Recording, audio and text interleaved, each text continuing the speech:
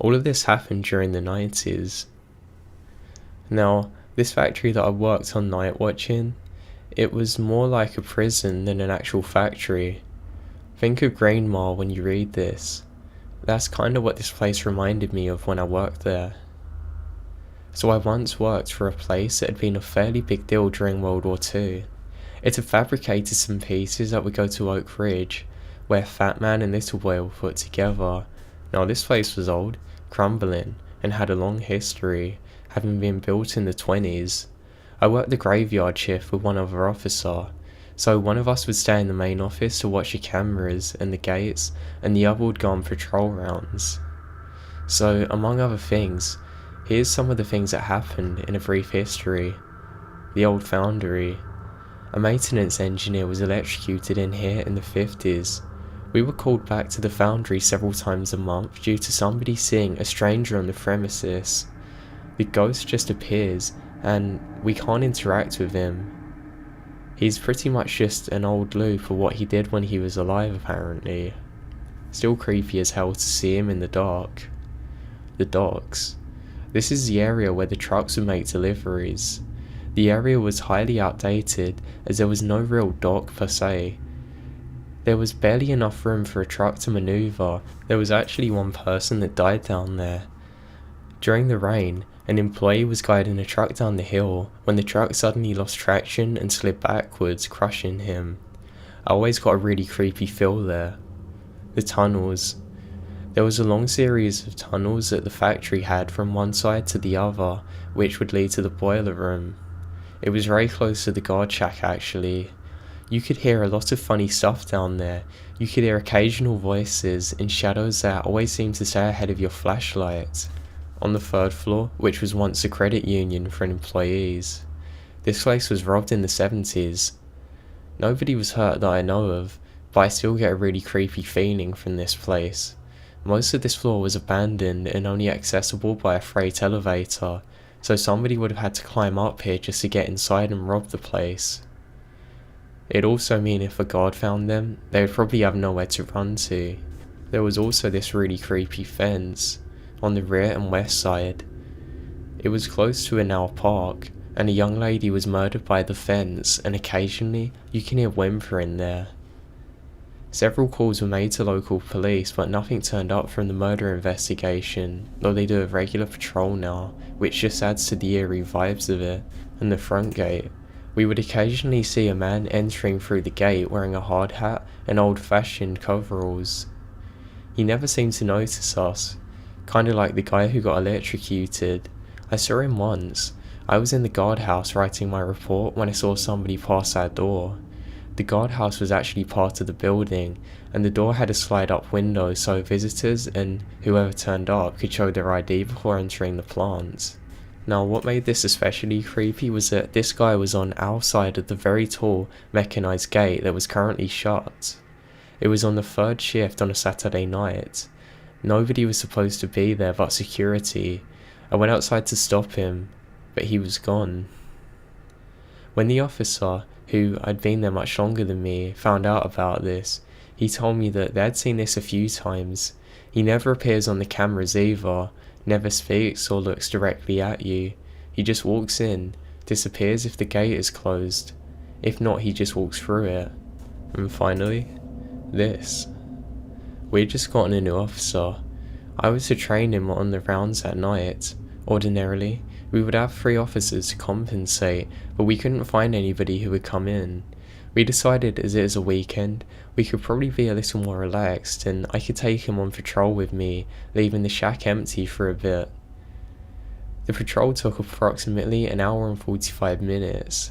This covered most of the factory. Our last stop were in the current office areas. To reach them from where we were coming from, we would have to use the freight elevators. A bit of a risk, seeing as they occasionally broke down, but I needed to show him how to operate them. Imagine an elevator with sliding down doors and a wooden torn out flooring that looked like it covered Noah's Ark. Like that. We got on the elevator going down, and I explained that it sometimes broke down, and if it did so, pick up the emergency phone in the elevator and it would automatically ring security. That's the only place it'd go to because it is the only place a cable was connected to. That is, to our desk. I picked up the phone to show him that it would automatically ring. Now the phone was really loud, so you didn't need to place it to your ear to be able to hear it. So it rang through. Hello?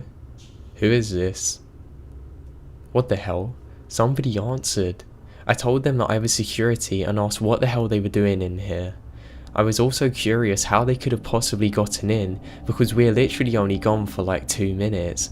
They would have had to scale a 10-foot fence to get there. Now there was just static. We jumped off the elevator and skipped the rest of the patrol to get back into the office. When we got back to the office, the phone was off the hook. And the only door into the office had remained locked. The gates were shut, everything else appeared normal. I then checked on the cameras and found nothing. Just as I was doing so, I heard the elevator's phone ring. I decided not to answer it.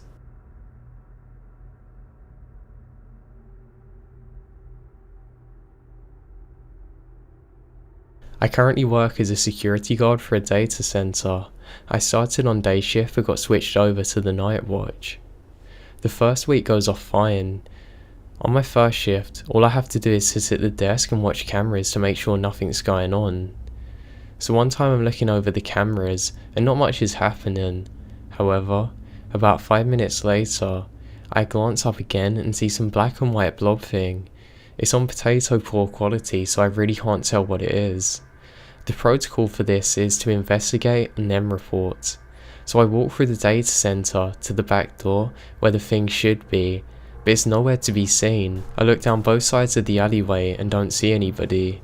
I know somebody isn't messing with me because they would have no idea what I had seen. Whatever it was, and know to pull it away in time for when I investigated, as there are no windows. Double taking, I walk back to my desk and investigate the cameras. Whatever it was sitting there, but in a different spot. I sprint around to the back door, and I kid you not, there's a miniature cow figure staring at me with plastic eyes. Confused as anything, I look around for anybody and there's no one around. I tap it with my boots because I'm sure that it's a trap, but it isn't. So I pick it up and move it away from the door. I close the door behind me and return to my desk. And sure enough, it's standing right in front of the front doors. I was terrified because there is no humanly way that anybody could sprint that quick and put that thing there in the time it takes me to walk through the building, as there are several ones attached to mine. Now I stare at it for a long time. I had enough, I open the door and toss it into the dumpster. Everything goes calm again. About 3 hours later though, I look up and the only thing I see in the camera is that cow again staring at me lifelessly. I fall out of my chair and by the time I get up again, I can't see it. The camera is so high up, you'd need a ladder to place it there. No human alive could reach that high. I noped out of it and quickly left my shift early and never went back again.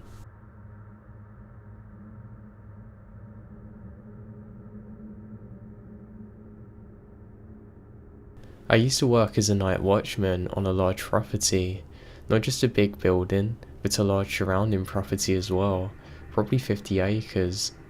Well, this property was not in the best of areas, and it was kinda secluded too, but it had a subdivision nearby. Anyway, it had a really long driveway that was gated. One night I started my rounds by walking out the front door of the place, which was all lit up. As soon as I locked the door behind me and take another step, I hear a woman screaming, "Oh my god, somebody please help me," up at the end of the driveway. It was somewhat faint, and I took 5 minutes running, stepped into the driveway, skidded a stop and ran back inside to call the cops. They responded with multiple police cars and even a helicopter, but they found absolutely nothing. I'm sure that it was somebody trying to lure me out there.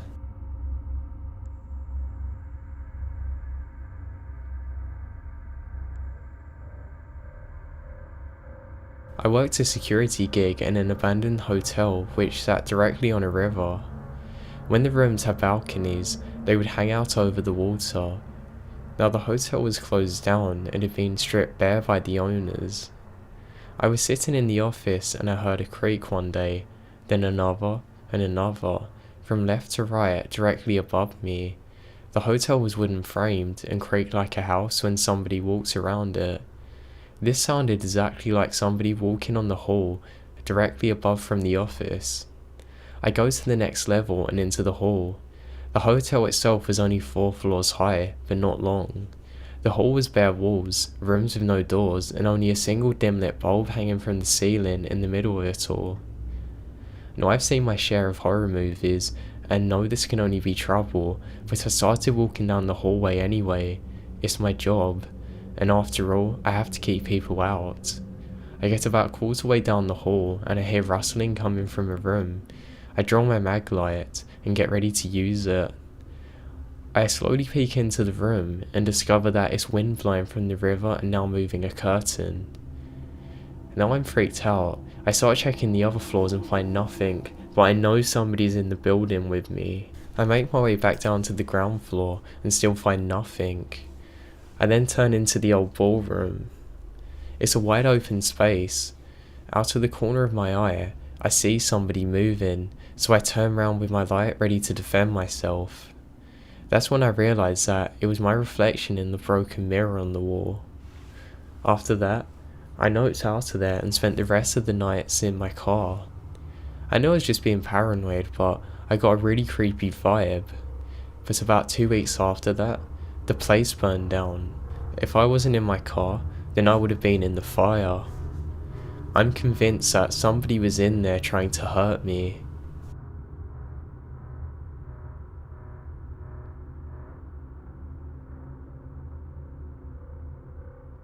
First, I have to explain that the park that I'm guarding at is almost completely surrounded by mountains, and that the area that I was stationed at was a small replica of a town. It had everything: schools to a bank, even a church. Now, I worked the night shift from 11 PM to 7 AM and was on guard every day.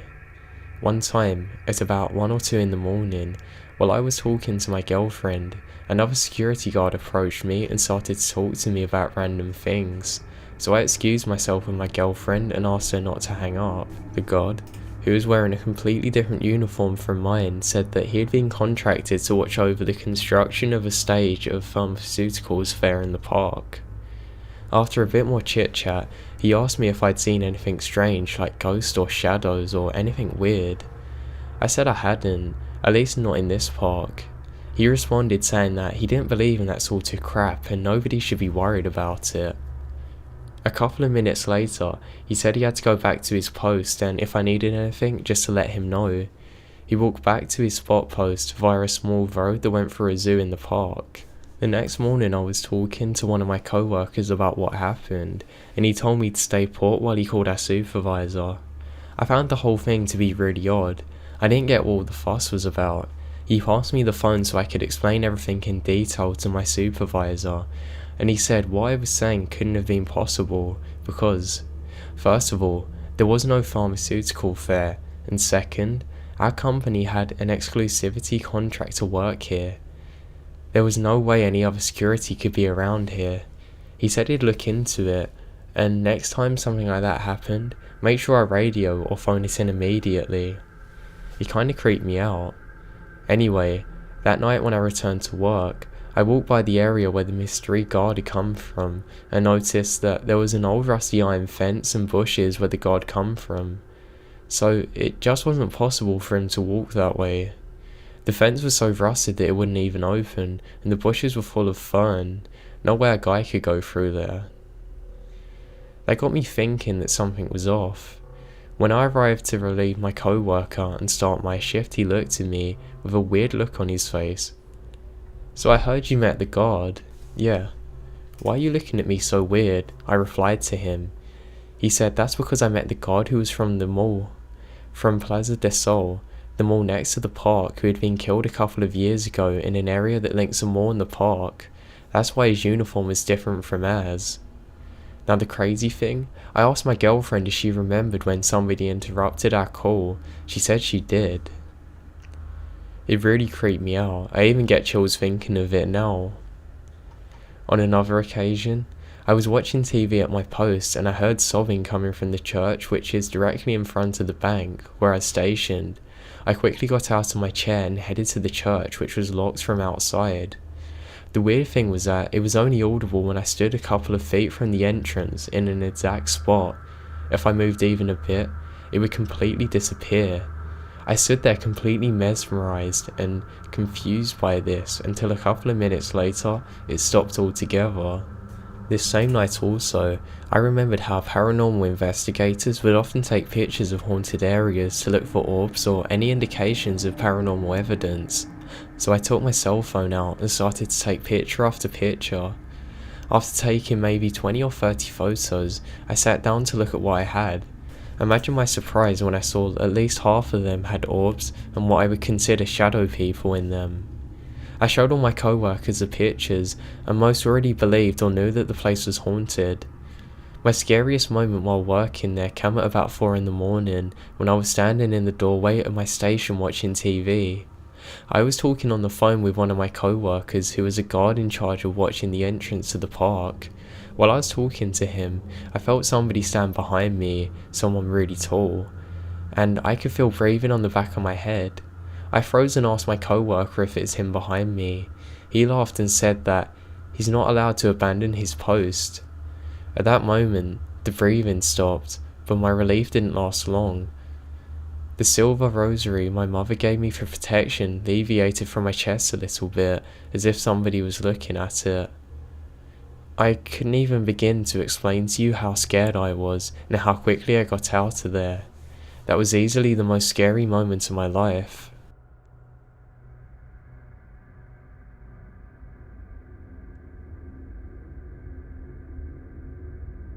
I worked in an abandoned hospital for a while, and it was full of creepy moments that seemed to happen every damn night. First, the doors in the stairwell had gas piston hinges that wouldn't really close the door and slowly leak out. You would get to the other end of the hallway, and suddenly the door would slam really loudly as if somebody had slammed it. It took me a while to figure out what the hell was happening. The elevator doors were rigged together, so you would go from one floor to the next when the door opened, and the elevator across the hall next to you would be closing like somebody missed getting in. I don't know how this happened, and it creeps me out. I once turned on the PA system with a radio next to it so I could have music playing throughout the building. I thought it was clever, until it's turned itself off when I was in another part of the building. I once walked into the emergency room and there was a bloody dude holding his arm just staring at me. I froze and we stared at each other for what felt like an eternity, plus a few hours. Then he tells me to let him in because his arm is hurt. I tell him the hospital is abandoned and he just walks into the darkness and disappears. There was this other time that I was in the pipe room and I look up to see that there was this Hills Have Eyes looking guy with crutches banging on the door. He tells me to open the door. He needs a ride because his van is broken down. This guy has his leg completely bandaged up and he seems to be in a lot of pain. I told him no thank you and he just laughed and again disappeared into the night. This job was so bad for my nerves that I had to quit it.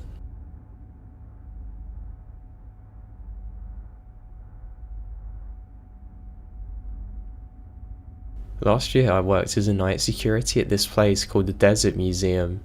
This is essentially a zoo, and a garden that showcases a different life around the sun-run desert. It's a beautiful place, by the way, and I highly recommend you visit here if you're in Tucson, Arizona. So towards the end of closing time, all the employees leave, and I lock the whole place up, including the main gates into the place. Now eventually later into the night, I have to open up the gate for the custodians to leave. And when I was waiting, I got bored and started to play with my flashlight. So I shine my flashlight at a hill across the street, and I see two really weird glowing orbs. But once I turn the light off, I can't see it anymore. And keep in mind, this place is in the middle of nowhere, with no one around, and only the moonlight. Other than that, pitch black. I kept playing around with it, getting closer, trying to figure out what these weird reflective orbs are. That's until I realised they started to move, and realised that I'm an idiot because these glowing orbs, They're actually eyeballs. I can suddenly see that now it's a full-grown mountain lion that I've been messing around with for at least 15 minutes.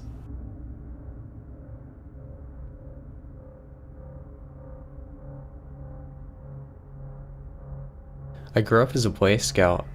Every summer, our local council would hold one huge week-long camp that would take around 400 or 500 scouts into the middle of nowhere. I mean, this campground was far, far away from any kind of civilization. It was about 120 miles off the closest highway, and from that highway, it was about another 2 hours to the nearest city. Since the camp was so isolated, the older scouts had to stand guard at night. This was mostly to protect the campground from animals and sometimes keep kids from raiding each other's tents. I was standing a night shift when I was around 16 or 17 years old when my supervisor approached me and told me that there was some kid running around causing trouble in the campground. He didn't tell me what the kid was up to, but he told me to stay sharp. I stood at my post with my eyes peeled until my shift was over. When my supervisor approached me for what I thought was going to be dismissal and my freedom to go back to bed, he told me that he was keeping my shift out for the next few hours because he wanted more people on lookout for this person. Now, I was pissed. Whoever this kid was, he just robbed me of my night's sleep. I was now set in full kill mode. If I caught a glimpse of that kid, he was going to get the run of his life. So I stood and stood when I suddenly saw a shadow jet across the road I was patrolling, right in front of me. Without even a moment's hesitation, I jumped off and ran after the guy. I was gonna have my revenge for keeping me up. He was fast. I was a track runner in high school, and there were a few people I knew that could keep up with me, but somehow, he kept going at a very fast pace. Regardless, I was able to keep up. I chased him across the campground, and then he almost spontaneously headed into the forest. I was pissed. I was planning on getting my revenge, so I followed him right into the forest and kept chasing him.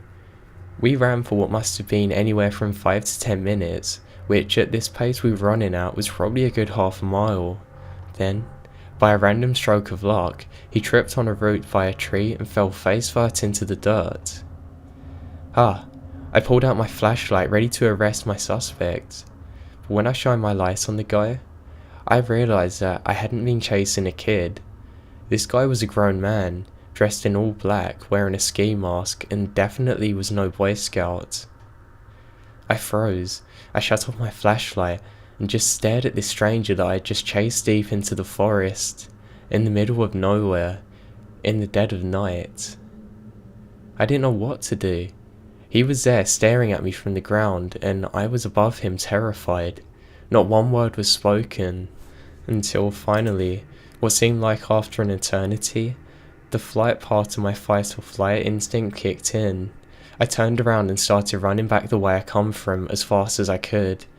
I didn't look back once to see if he was following, I just ran and ran and ran. I go back to the campsite. I found my supervisor and 2 other scouts standing on the edge of the forest where I'd entered chasing the man.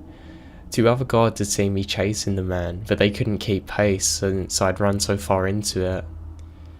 My supervisor explained that he had known this guy was not a scout. He didn't want to tell the guards so they wouldn't panic. The stranger had been running around the campground the last couple of nights, but nobody knew why he was doing it. The guy was waiting for some determined little ass kid like me to chase him, we think. He'd been running around trying to get chased. That's what's creepy. When I chased him across the campground, he was leading me into a specific part of the forest. There was forest everywhere, the part nobody could reach really. Now he was trying to take me somewhere. I don't know where, but had he not tripped, he definitely would have taken me to it.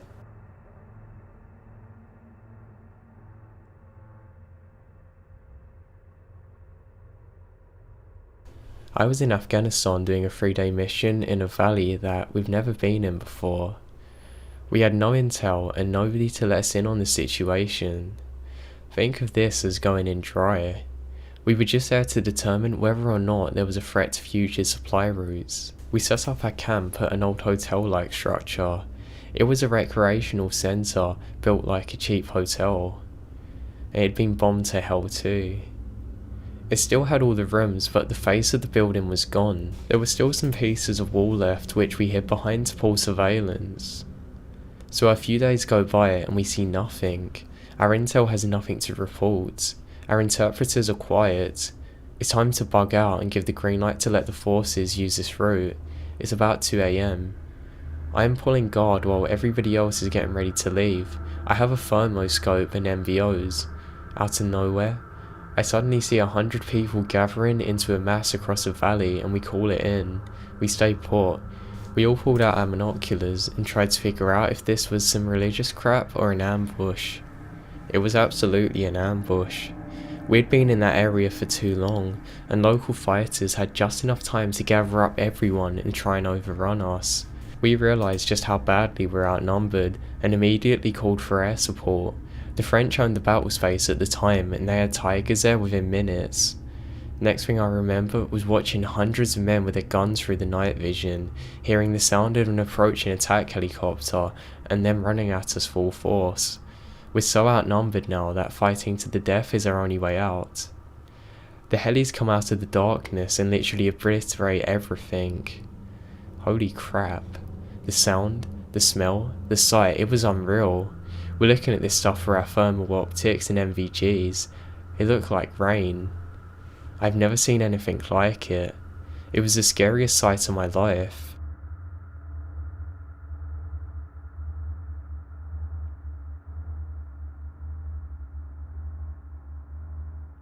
I was security forces at Candana AB in the early 2000s in the munitions MUNS area at the base that was probably bigger geographically in size than the fighting line and cantonment areas combined. It was huge. We ran random patrols throughout on occasion, but it was usually covered by our Okinawa counterparts. I'd hang out with them sometimes on the shift and shoot the ball. Many of the Japanese guys played on our softball and basketball teams, and we, for the most part, are on friendly terms. Sometimes we'd even play pranks on each other. They give good advice on stuff they'd see in the MUNS area and how to get situated, and even give us tours. Now in the jungle, there were remnants of very old villages, deadly snakes, bats as big as vultures, and banana spiders as big as your thumb that spun webs that spanned from trees 10 feet apart. There was also the fact that many American Marines were killed out there during the Battle of Okinawa. It gave a very creepy feeling at times, but I love going out there on a mid-shift. Today it was peaceful and quiet, and there's a large isolated hill with a radio tower that overlooks the installation property that provides an amazing view of the ocean. Every Okinawa guard was superstitious, and had their stories about supernatural experiences in the MUNS area.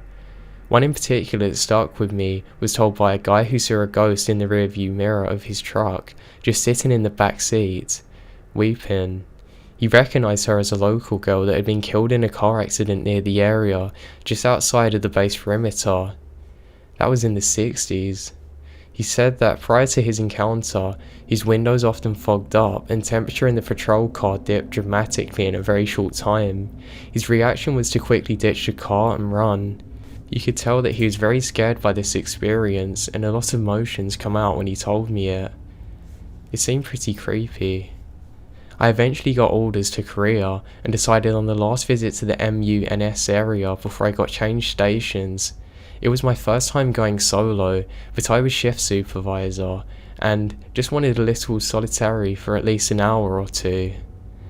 There's a road to a bunker that is said to have been the site of a vicious skirmish during the Battle of Okinawa, where our Marines were ambushed on both sides by the Japanese and the entire company was almost wiped out.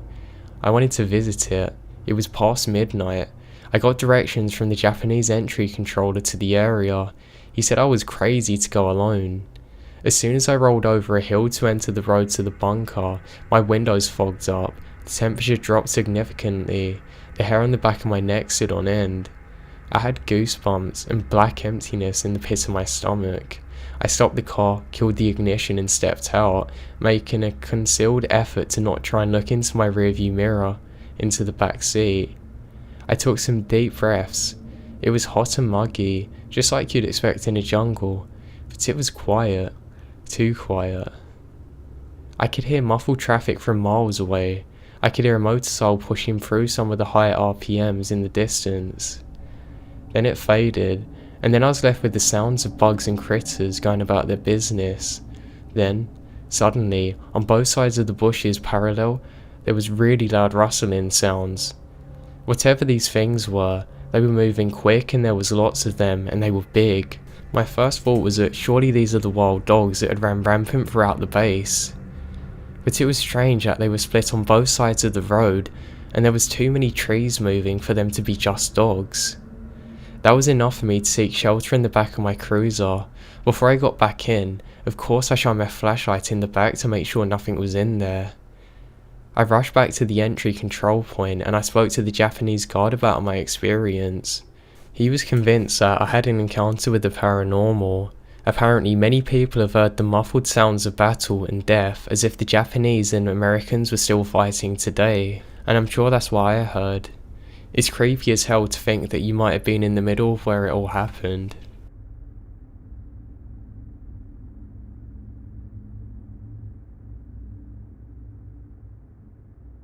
Back in 1984, the year I graduated high school, I took a job working the overnight shift at a convenience store in my hometown back in rural Ohio.